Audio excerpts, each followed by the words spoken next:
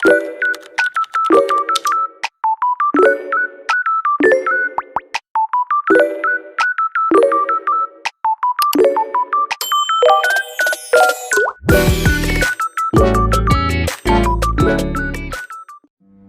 zaman dahulu di negeri yang jauh, hiduplah seorang penyihir yang sangat sedih.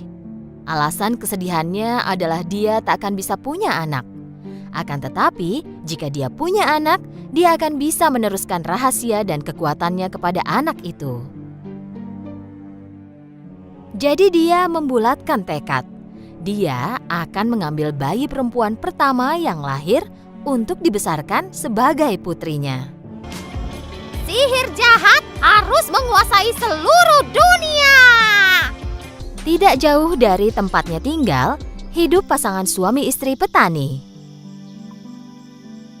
Satu hari, sang suami dikejutkan dengan kabar luar biasa. Istrinya menyampaikan kabar baik.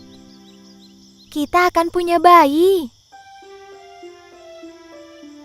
Sayangnya kebahagiaannya tidak bertahan lama. Istrinya jatuh sakit. Semakin hari, berat badannya semakin turun. Jika dia tidak segera sembuh, dia akan kehilangan bayinya. Suaminya mencoba setiap obat dan herbal berkhasiat yang ada di sana, tetapi tidak membuatnya sembuh. Dokter terakhir mengatakan bahwa hanya ada satu cara agar istrinya bisa sembuh. Ada seorang penyihir jahat. Dialah satu-satunya yang memiliki herbal berkhasiat ini. Dia satu-satunya orang yang bisa membantumu. Sang suami mengumpulkan keberaniannya dan pergi ke istana penyihir. Ia mengetuk pintu. Mengetuk pintuku tanpa takut? Kau pasti punya hal penting. Istriku sakit dan semakin parah. Kudengar kau punya obat terbaik untuk situasi kami sekarang. Benarkah? Dan kenapa aku harus menolongmu? Kumohon, jangan tolak permintaanku. Istriku sedang hamil.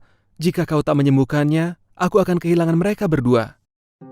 Setelah mendengar situasinya, penyihir berubah pikiran dan memutuskan untuk membantu. Jika begitu, aku akan membantumu. Penyihir memberikan herbal penyembuh. Berikan selembar daun herbal ini kepada istrimu setiap hari. Kau akan lihat dia sembuh. Pria muda itu kini sangat bahagia. Dia berlari pulang. Istrinya memakan selembar daun setiap hari. Dia mulai sembuh dan berat badannya pun kembali. Tetapi herbal yang penyihir berikan habis beberapa hari kemudian. Penyakit wanita muda itu datang kembali. Kali ini semakin parah dalam waktu singkat. Tidak punya pilihan lagi, sang suami mengetuk pintu penyihir dengan ramah. Penyihir tahu bahwa dia akan kembali. Dia mengeluarkan sekantong benih. Ini adalah benih tumbuhan yang menyembuhkan istrimu. Kau ambillah benih ini dan tanam di kebunmu, dan kau akan bisa menyelamatkan istri dan anakmu. Tapi, aku punya satu syarat. Jika bayimu perempuan, kau akan berikan dia kepadaku. Aku tak akan pernah bisa menerima tawaran itu. Terserah kau saja. Penyihir menutup pintu di depan wajah sang suami. Dia kembali pulang dengan sedih. Dia tak bisa berkata apapun kepada istrinya. Hari berganti dan kondisi istrinya semakin buruk. Bayi dalam kandungannya kini dalam bahaya. Pria muda itu sulit tidur sekarang. Jika dia tak menerima tawaran penyihir, dia akan kehilangan istri dan bayinya. Tetapi jika dia menerima tawaran itu dan ternyata punya bayi laki-laki, istri dan putranya akan selamat. Jadi dia membulatkan tekad dan menuju istana penyihir. Dia menerima tawaran penyihir dan kembali pulang dengan sekantong benih. Dia menanam benih yang diberikan penyihir. Benih itu tumbuh dalam periode waktu yang sangat singkat. Pria muda itu membantu istrinya memakan daun yang dia tanam. Hari berlalu dan istrinya semakin baik. Dia telah pulih total dan melahirkan bayi yang sehat. Tetapi pria muda itu kini ketakutan. Ini bayi perempuan yang cantik. Pada hari yang sama, mereka mengadakan perayaan besar di istana raja. Ratu melahirkan seorang bayi laki-laki. Raja senang sekali karena kini dia punya pangeran yang dapat memimpin negara. Rakyat sangat mencintai raja dan ratu yang baik hati itu.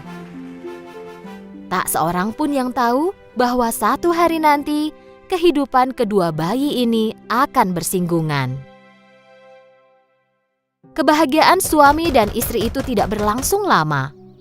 Pada hari yang sama, penyihir datang dan meminta bayi tersebut. Pasangan itu menyerahkan bayi mereka sambil menangis dan mengucapkan salam perpisahan. "Oh, bayiku sayang."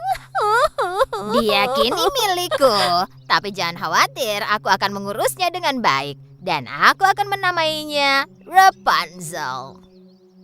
Penyihir membawa bayi itu ke menara. Menara ini tersembunyi di hutan yang lebat.